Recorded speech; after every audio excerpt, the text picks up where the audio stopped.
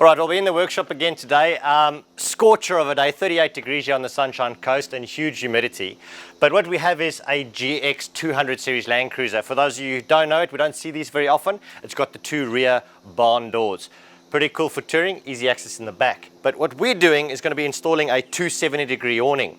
And what I want to just make note of is when you purchase an awning, they don't come with a specific bracket. So speak to the dealers, speak to us and ask us what will be the best bracketry to suit your needs. Now, it's a bit of a mix and match and tailor-made custom setup to suit your rack. Reason being is there's a whole variety of roof racks and load bars out there, too many to speak of.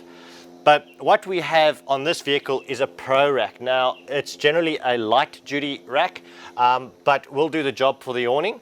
Later on, this customer is going to be going with one of our tents and the awning is going to be attaching onto a full rhino rack setup anyway.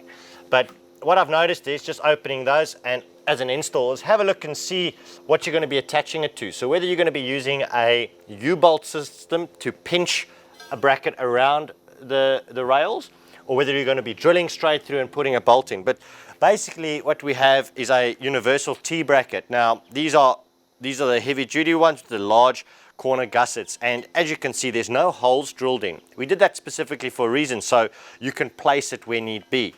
So I'm going to be using two of these. I've noticed that there's a slot there, so you can fab up a couple of these guys. Now they're pretty handy, literally a flat plate with a stainless steel bolt welded on one end, and you can cut the top of the head of the bolt off and you're left with one of those.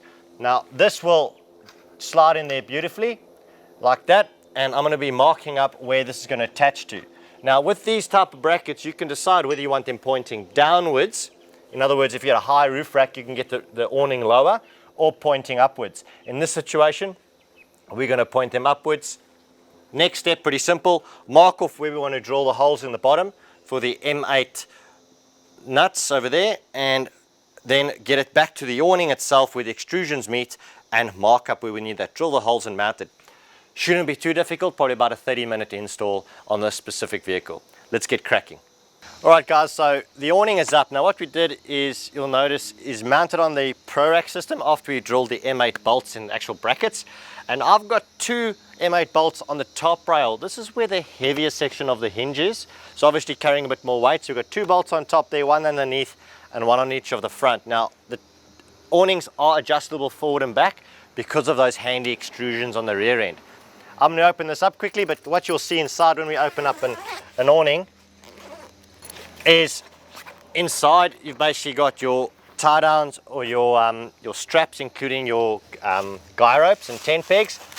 Come in the package, we don't need that anymore. I'll put that down there for now, and then unzip it to the front.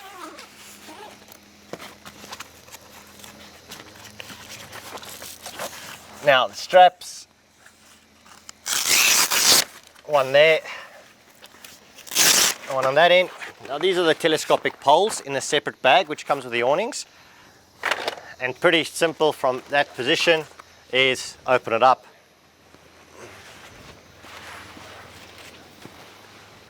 Alright, come onto the back here. Luckily this just happens to be in the right position, but got a loop in on that strap and then just pull it tight. I always assist it with my left hand as well as I'm tightening it. That's it. And that's it, all set up and done. Now guys, that's it for this awning install. Thanks for watching the video. For more information on our awnings, go to www.thebushcompany.net. Have a fantastic Friday and don't forget to go bush. Catch you later.